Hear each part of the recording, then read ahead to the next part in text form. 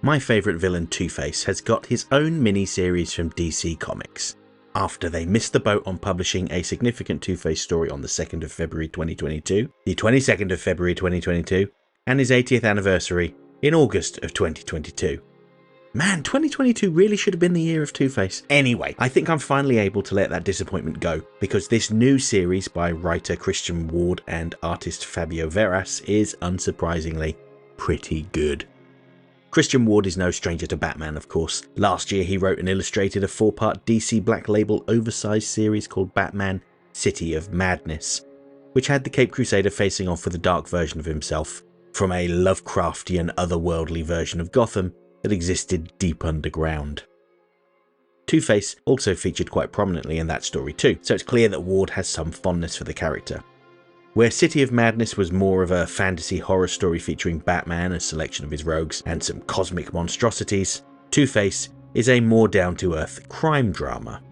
This series introduces us to the concept of the criminals of Gotham's own judicial system, the White Church, where their interpersonal disputes are resolved.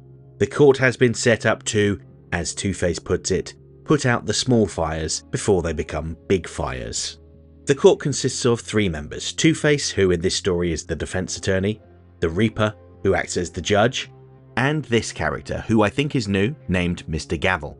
He's massive and has a gavel for a hand, as the name suggests. He can intimidate Killer Croc into settling down, so he's gotta be pretty tough. And he acts as the bailiff. I noted that there was no prosecutor in this court, or a jury. Maybe Two-Face switches between the roles on a case-by-case basis. In this case, he is defending the serial killer Mr. Zsasz, who has been accused of murdering a made man within the Falcone crime family. The criminal community views this murder as a prohibited kill, and so they want to throw the book at Zsasz. The only issue is that he claims that he didn't do it, and so it's up to Two-Face to prove that he didn't, in order to keep control of Gotham's criminal element. So this is quite a fascinating idea and revisits a concept from earlier comics where Batman's rogues had their own court. Only in that court, Two-Face was the prosecutor, and Ra's al Ghul was the judge. Off the top of my head, I can only recall one story where this court appeared, and that was when multiple villains claimed responsibility for the apparent murder of Batman, and Two-Face disproved most of their claims.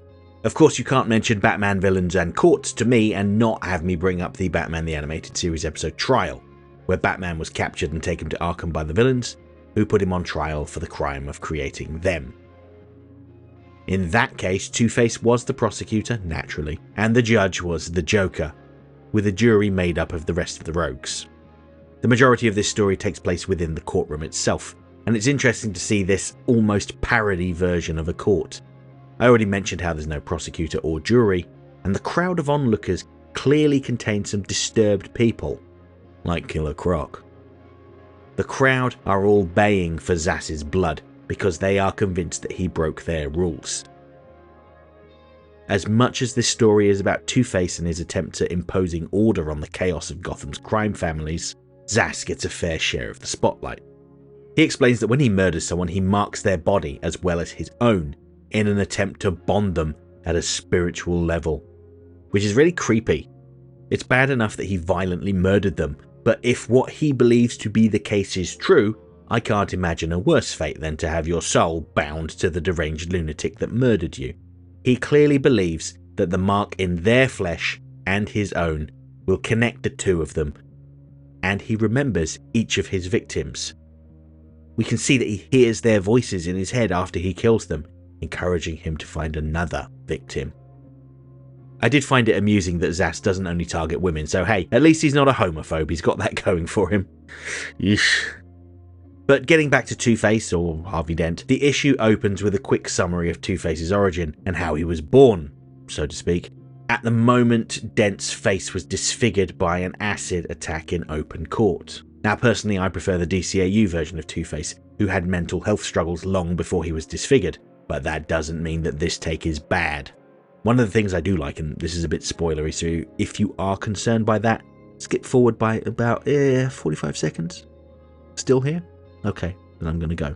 So the thing I liked was how Harvey Dent has locked Two-Face up in a prison within his own mind, and he is pretending to be Two-Face, or Bad Harvey as he refers to him as, a deliberate nod to Beatas's Big Bad Harv. This follows on from Dent's characterization during Ram V's run on Detective Comics. where Dent had been given a relatively clean bill of mental health and kept Two-Face under control. However, when he was brainwashed by the forces of Asthma the Demon, he regained some control by letting Two-Face out. After all, only Dent had been brainwashed. But here it's kind of the inverse. Dent has locked Two-Face away and is pretending to be him. Dent wants to show the state's attorney office the work he has done with the White Church, taking dangerous criminals off the streets in order to get his old life back, which seems a bit delusional if you ask me. But then again, I'm not a lawyer and have no insight into the kinds of people that work as state attorneys. This issue also introduces a new character, Lake Cantwell, who is a young woman that claims that she's fed up of the meagre life she's been living and wants to be feared and respected like Two-Face.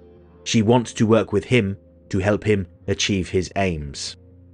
She had almost been the latest victim of Zsasz, but Two-Face intervened, telling him that murder was not permitted in the White Church. Of course, that doesn't mean that she will escape the sights of Zsasz, far from it. I don't want to spoil the outcome of the court case because I want you to read this comic for yourself, but I will say that it had a satisfying if somewhat obvious conclusion. Two-Face gets to demonstrate his detective skills in this issue and show the power of words. He talks Zsasz down, which I don't think has ever happened before, and when a fight breaks out in his courtroom, Two-Face ends it with his bare hands. Like any good multi-part comic, the end of the issue left me with several questions that I'd like to see get resolved. Two-Face's schemes are probably not going to go to plan, I think we all know that, but it'll be interesting to see how they fall apart. Solicitations for future issues tease different kinds of cases for Two-Face to work on. The divorce of the King and Queen of the Royal Flush Gang, and the kidnapping of Scarface by Baby Doll. All the while, Two-Face investigates the shadowy hand that is trying to cause chaos in Gotham's underworld. Is it going to be him that is behind it all? Will he be unknowingly investigating himself? We'll have to wait and see. Okay, that's it for this week's essay. If you liked the video, don't forget to like, share, subscribe, leave a comment, tell all your friends about me. You know how YouTube works. If you really enjoyed the video and have the means, please consider making use of the thanks button to send a buck or two my way, because every little helps. I offer channel memberships for $1.99 a month. This will get you early access to my weekly video essay, priority responses to your comments, members-only videos, custom emojis, and an icon on your profile indicating that you're one of my people. And special thanks to my current channel members, who are all listed on the screen right now. Two-Face issue 1 is available now from all good comic shops. I don't think it's particularly scarce, but you could also purchase a digital copy of the issue through Amazon. I have an affiliate link which you are welcome to use to help support this channel. While I make no secret of the fact that I prefer physical comics, you can't really argue with the ease and convenience of digital comics. I have included my affiliate link in the info button in the top right corner, as well as this video's description. If you have read this comic already, let me know what you thought of it in the comments below. Thank you for watching, take care, and see you next time.